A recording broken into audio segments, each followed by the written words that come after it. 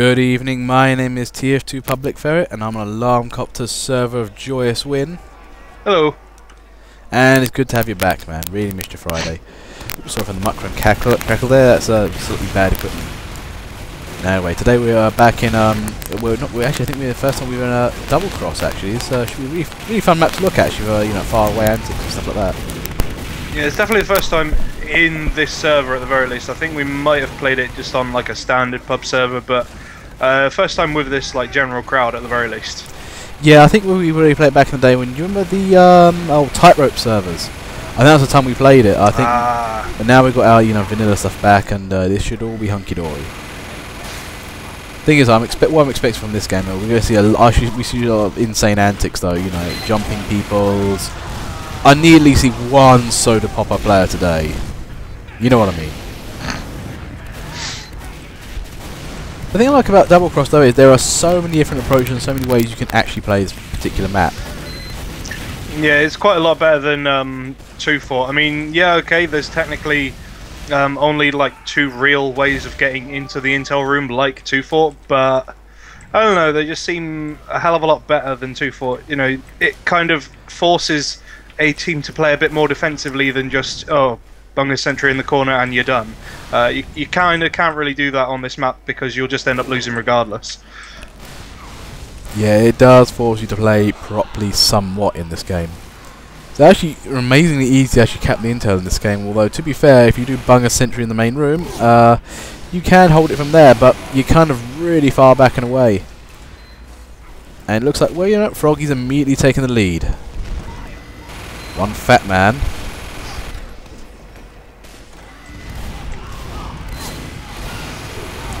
Struggling his way through the entire team, and yep, no. No, Doublecross. I think is it me, or do you get certain maps that just don't get played nowadays? I think Doublecross has been one of those maps that's really fallen by the wayside in terms of those TF2 maps. A bit like Hoodoo, actually. People don't really know that either.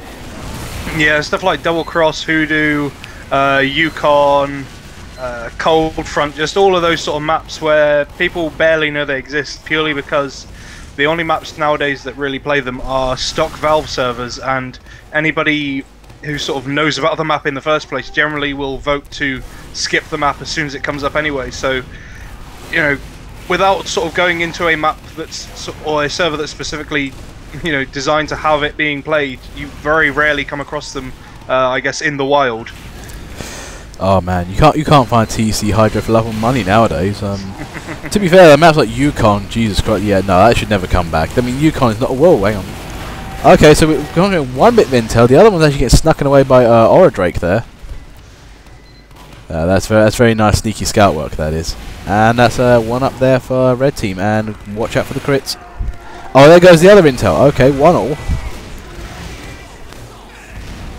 Yeah, one thing that sort of mainly can be said about this compared to 2 Fort is 2 Fort is fairly consistent difficulty-wise all the way across the map. Whereas this, it's a lot harder to get the intel in the first place, but once you get it out of the sort of main intel room, you're pretty much guaranteed a cap without any sort of struggle. Turbine as well, very, very consistent across the board in regards to sort of capping it, just because of how close quarters the map is. But yeah, this one, once you're pretty much in the main bridge area, that's almost a guaranteed cap, to be honest, just because it's so easy for your team to jump there from spawn.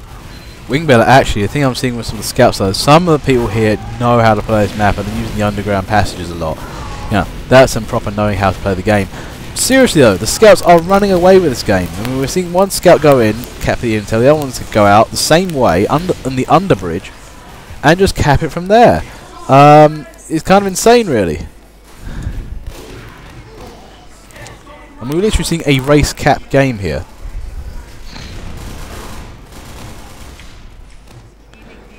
Uh-oh.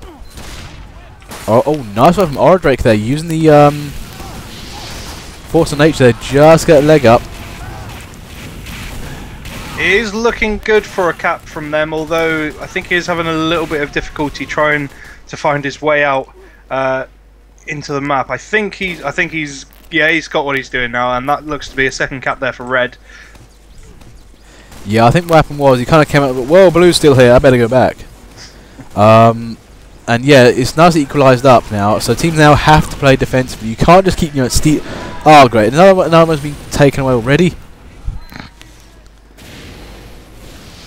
Oh, unlucky there, Nagel. Just got found out by Masmic then. This is the thing. Blue team's one is a bit out ahead, so they have got to be careful now. Yeah, areas like this, when the intel is sort of in places like that, that's where the bizarre sort of underground area with the weird sort of, I guess, sort of fairly obvious rocket jumping spot, they really come into play, just because you can get through basically completely undetected, jump up, and if you have a rough idea of where you're going, you can be fairly quick about grabbing an intel. Even if it's just outside of the intel room, it's generally never as well protected than when it would have been in the room itself. Yeah, I know. The room itself actually is relatively vulnerable in compared to most other parts of the map. But yeah, one thing I do say with this map though, I mean, the players who know what they're doing in this map use the underground passages so hard. It's a really easy way to get in and out of bases. I mean, the top route is fun and actually the most direct, but if you can get beyond that. Yeah, it's kind of weird as well. This, I think, probably because it's one of the few maps that doesn't get played that often and gets skipped when it is played. There isn't anywhere near as much of a standard meta, at least in regards to like engineer buildings and stuff like that, because just zooming around here, there are some really prime spots for buildings that no one has taken advantage of, and considering sort of the investment that both teams have got in regards to engineers, especially blue at least, it's quite odd that they haven't chosen it. What spots in particular, man? Just asking. If you want to do it off talk. There is underneath in the under tunnels. Yep. Just when you get through the main tunnels when it first comes out, there's a really great spot for a corner sentry, which basically blocks off that area entirely for capping, or for running back and capping, and it also blocks anybody incoming from running up through underneath. It's quite an ideal one, and no one ever seems to take advantage of it. The thing I may have just noticed is I think there's a little underground area. Yeah, if you there's a little spot where you can actually kind of like. Oops, sorry about that. I see somebody kicking on broadcast. There we go. Hello. But yeah, there's like a little underground area you can get to. Strangely enough, if you go underneath and if you can spawn upwards from that, where does that go? Yeah, it's almost like right underneath. Oh, I think it's actually in red spawn. You can actually go underneath and go down a little hole, and you kind of go right into the underground area. I mean, I've never seen that before, until now. It's like basically, look at 2.4. Okay, what's the most fun part of 2.4? The underground sewers. Okay, make that bigger.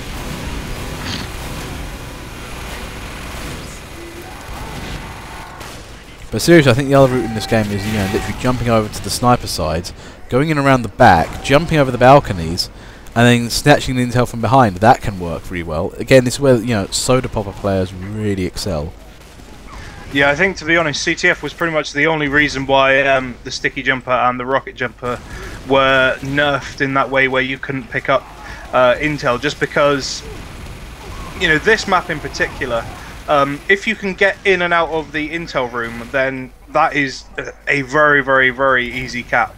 And I am seeing players still trying it, particularly soldiers. I think a couple of them have been sort of rocket jumping back and forth, but it isn't quite as easy when you're actually doing damage to yourself. Yeah, right now, I mean, Red's got a nice little game going here. Scarvoxio, lovely little sentry up there. Well, a big sentry, I should say. Thing is, it's covering all the angles right now, and red team's playing the good standard defensive game, and blue team are finding it hard. They, when you start getting sentries up like that, you're gonna need to bring in medics, noobers, and such, or maybe a good spy. But that's gonna take time. Yeah. That said, though, it does seem like blue, at the moment, do seem to be the ones who are holding out a little bit better. It might just. Although saying that, it might be that perhaps both teams are perhaps putting all their eggs in one basket slightly too hard. You know, Red looking to be a little bit too defensive to the point where they might not ever be able to get back out from their spawn. For the time being, I think both teams adopt the same strategy of holding their intels very close to one another, and they're not going for the overall attack strategy. Although we haven't seen Uber yet break in, although... There goes a heavy. Oh, okay, Red's in trouble. Sentry is not looking good in the face of bullets, and oh dear God. Okay, right.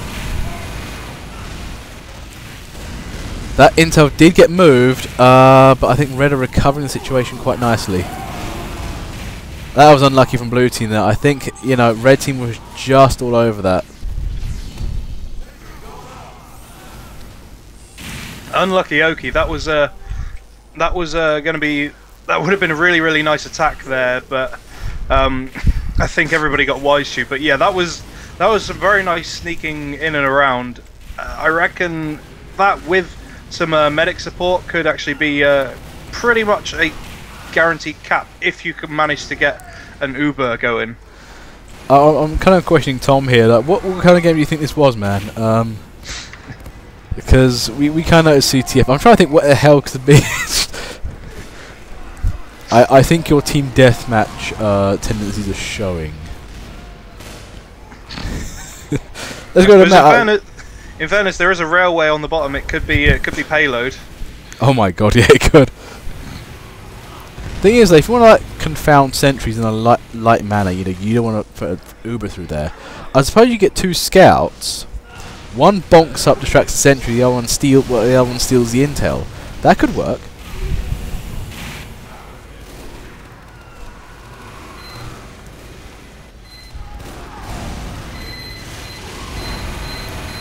Okay, I don't know what that sentry's doing there. That was an interesting sentry. Red reclaiming the underground sewers. Yeah, what we start mentioning the sewers, and suddenly, you know, all the action's gone underground. Yeah, that is not a pleasant teleporter right there. Some people are wising up, but it's like, okay, go, and I'm falling.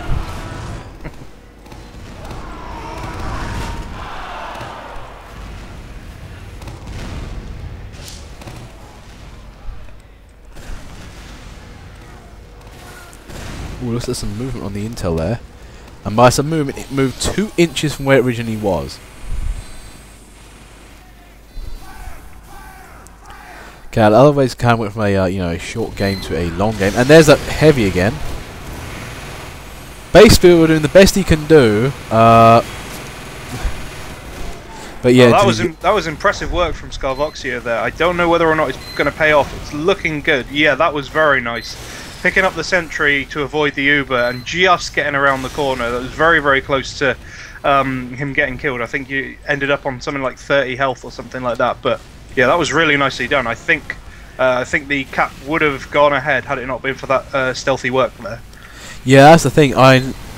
Normally picking up sentry is a very, very dangerous job, but I think it was the right decision at the right time. But blue team. Oh, whoa, what is this? Oh.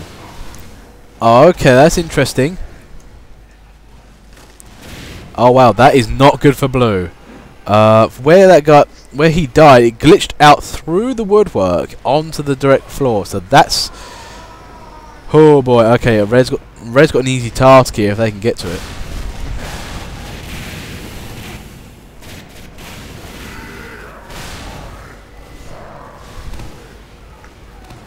Come on, Gurkex, you could charge into that.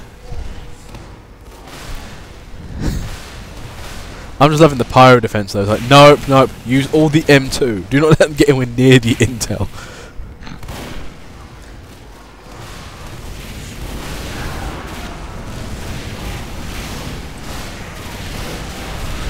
That scout had no chance. Nope. Go away. Don't want you, scout.